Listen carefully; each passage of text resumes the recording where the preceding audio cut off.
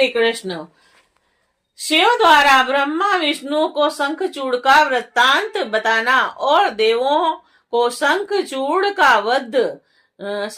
वध का आश्वासन देना। सनत कुमार बोले, अत्यंत दीन ब्रह्मा तथा विष्णु जी का वचन सुनकर शंकर जी हंसते हुए मेघ के संभार गंभीर वाणी से कहने लगे। शिव जी बोले, हे हरे, हे वत्स, हे ब्राह्मण, आप दोनों शंखचूड़ से उत्पन्न भय का पूर्ण रूप से त्याग कीजिए। आप लोगों का निसंदेह कल्याण होगा। प्रभु, शंखचूड़ का सारा वृतांत मैं जानता हूँ। वह पूर्व जन्म में श्री कृष्ण का परम भक्त सुदामा नाम का एक गोप था। मेरी आज्ञा से ही विष्णु श्री कृष्ण का रूप धारण करके मेरे द्वारा अधिष्ठित रम्य गोलोक की गौशाला में निवास करते हैं। मैं स्वतंत्र हूँ। अपने को ऐसा समझकर वह पहले मोह को प्राप्त हुए और इस प्रकार मोहित होकर स्वच्छंद की भांति नाना प्रकार की क्रीड़ाएं करने लगे। तब मैंने उन्हें अपनी माया से मोहित कर दिया और जिससे उनकी सद्बुद्धि नष्ट हो गई और उनसे उस सुदामा को श्राप दिला दिया और इस प्रकार अपनी लीला करके मैंने अपनी माया हटा ली। तब मोह से युक्त हो जाने के कारण वह ज्ञान युक्त तथा सद्बुद्धि युक्त हो गए। तब वे मेरे समीप आए और दीन होकर मुझे प्रणाम कर हाथ जोड़कर विनम्र भाव से भक्ति पूर्वक मेरी स्तुति करने लगे। तब लज्जा से युक्त मन वाले उन सभी ने सारा वृतांत का और दीन होकर रक्षा कीजिए, रक्षा कीजिए मेरे सामने ऐसा वचन कहने लगे। तब उनसे संतुष्ट होकर मैंने यह वचन कहा कि हे कृष्ण, आप सभी मेरी आज्ञा से भय का त्याग कर दीजिए। मैं आप लोगों का सदा रक्षक हूँ और मेरे प्रसन्न रहने से आप लोगों का कल्याण होगा। यह सब मेरी इच्छा से हुआ है, इसमें संदेह नहीं है। हे कृष्ण, आप इन राधा एवं पार्षदों के साथ अपने स्थान को जाइए और हे सुदामा, इस भारत वर्ष में दानव के रूप में जन्म लेगा और इसमें संदेह नहीं, समय आने पर मैं आप तीनों के श्राप का उद्धार करूंगा। तब बुद्धिमान श्री कृष्ण मेरे वचन को शिरोधार्य करके राधा के साथ बड़ी प्रसन्नता से अपने स्थान को चले गए और वे दोनों ही भयपूर्वक मेरी आराधना करते हुए वहां निवास करने लगे। उस समय उन्हें ज्ञात हुआ कि यह सारा जगत मेरे शंकर के अधीन है और मैं श्री कृष्ण सर्वथा पराधीन हूँ। और वह सुदामा राधा के श्राप से शंखचूड़ नामक दानवेंद्र हुआ, जो धर्म में निपुण होकर भी देवद्रोही है और वह दुर्बुद्धि अपने बल से सभी देवगणों को सदा पीड़ा पहुंचाता रहता है।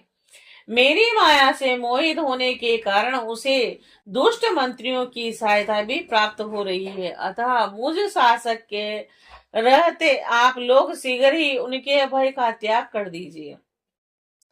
सनत कुमार बोले कि हे मुनि, अभी जब शिव जी ब्रह्मा एवं विष्णु के सामने इस प्रकार की कथा कह ही रहे थे कि इतने में जो अन्य घटना घटी उसे आप सुनिए।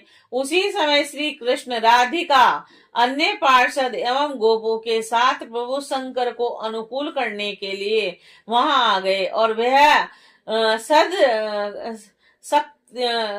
शक्ति पूर्वक शंकर जी को प्रणाम कर कर विष्णु से आदर पूर्वक मिलकर ब्रह्मा की सहायता सलाह मानकर शिव की आज्ञा से प्रेम पूर्वक उनके समीप बैठ गए और इसके बाद शिव जी को पुनः प्रणाम कर मोह निर्मुक्त श्री कृष्ण शिव तत्व को जानकर हाथ जोड़े हुए उनकी स्तुति करने लगे। श्री कृष्ण बोले कि हे देव, हे महादेव, हे परब्रह्म, हे सत्पुरुषों की गति, हे परमेश्वर, मेरा अपराध क्षमा कीजिए और मेरे ऊपर प्रसन्न होइए। हे सर्व, सब कुछ आप से ही उत्पन्न होता है और हे महेश्वर, सब कुछ आप में ही स्थित है। हे सर्वाधीश, सब कुछ आप ही है, अतः हे परमेश्वर, आप प्रसन्न होइए। आप ही साक्षात परम ज्योति सर्वव्यापी एवं सनातन है। हे गौरी, आपके नाथ होने से हम सभी सनाथ हैं। मोह में पड़ा हुआ मैं अपने को सर्वोपरि मानकर विहार करता रहा, और जिसका फल मुझे यह मिला कि मैं श्रापग्रस्त हो गया। और हे स्वामी, जो सुदामा नामक मेरा श्रेष्ठ पार्षद है, वह राधा के श्राप से दानवी योनियों को प्राप्त हुआ है। हे दुर्गेश, हे परमेश्वर, आप हम लोगों का उद्धार कीजिए और प्रसन्न हो जाइए। श्राप से उद्धार कीजिए और हम शरणागतों की रक्षा कीजिए। इस प्रकार कहकर श्री कृष्ण राधा के सहित मौन हो गए। तब शरणागत वत्सल शिव उन पर प्रसन्न हो गए और श्री शिव बोले कि हे कृष्ण, हे गोपिका नाथ, आप भय का त्याग कीजिए और सुखी हो जाइए। हे तात, मैंने ही अनुग्रह करते हुए यह सब किया है, आपका कल्याण होगा। अब आप अपने उत्तम स्थान को जाएं और सावधानी पूर्वक अपने अधिकार का पालन कीजिए।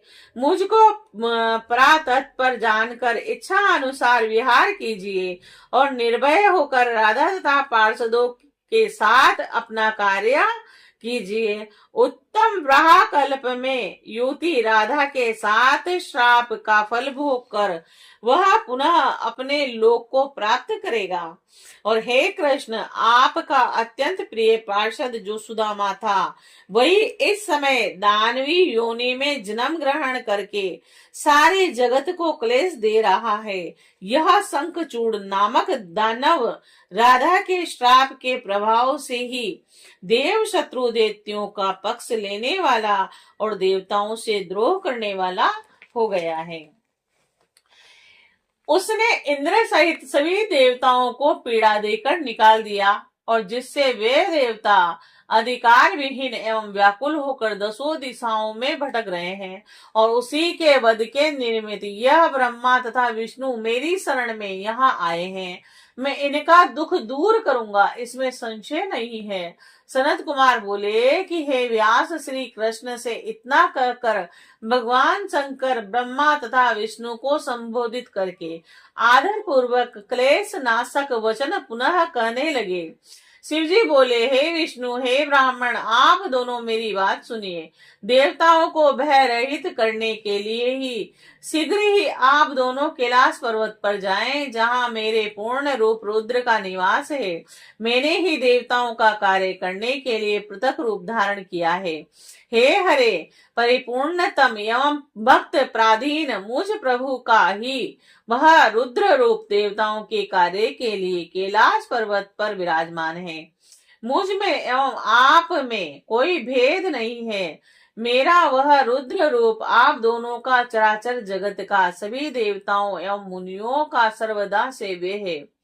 जो मनुष्य हम दोनों में भेद रखेगा वह नरक गामी होगा, और वह इस लोक में पुत्र आदि से रहित होकर नाना प्रकार का क्लेश प्राप्त करेगा। ऐसा कहते हुए गौरीपति को बार बार प्रणाम कर श्री कृष्ण राधा तथा गणों के साथ अपने स्थान को चले गए।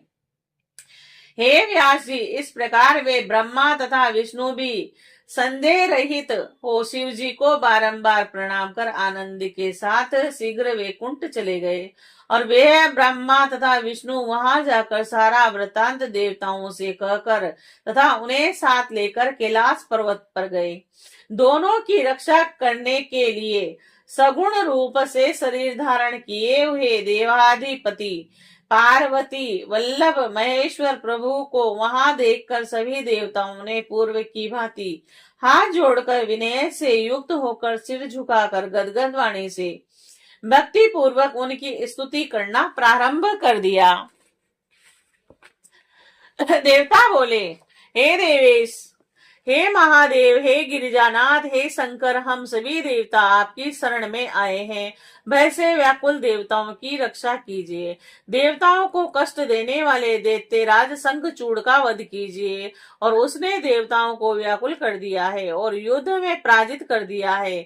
उसने देवताओं के समस्त अधिकार छीन लिए हैं और इससे वह लोग मनुष्यों की भांति पृथ्वी पर भटक रहे हैं। और उसके भय से उनके लिए देवलोक का देखना तक दुर्लभ हो गया है। अतः दीनों का उद्धार करने वाले हे कृपा सिंधु, इस संकट से देवताओं का उद्धार कीजिए और उस दानवेंद्र का वध कर इंद्र को भय से मुक्त कीजिए। देवताओं के इस वचन को सुनकर हंसते हुए भक्त वत्सल भगवान शंकर ने मेघ के समान गंभीर वाणी से कहा। शंकर जी बोले, हे विष्णु, हे महान, हे देवगण, आप लोग अपने स्थान को जाइए। मैं सेना सहित उस शंखचूड़ का वध अवश्य करूंगा, इसमें संदेह नहीं है। सनत कुमार बोले कि शंकर की इस अमृत तुल्य वाणी को सुनकर सभी देवता दैत्यों को मरा जानकर अत्यंत प्रसन्न हो गए और इसके बाद शंकर जी को प्रणाम कर विष्णु वैकुंठ लोक एवं ब्रह्मा सत्य लोक चले गए तथा देवगण अपने अपने स्थान को चले गए।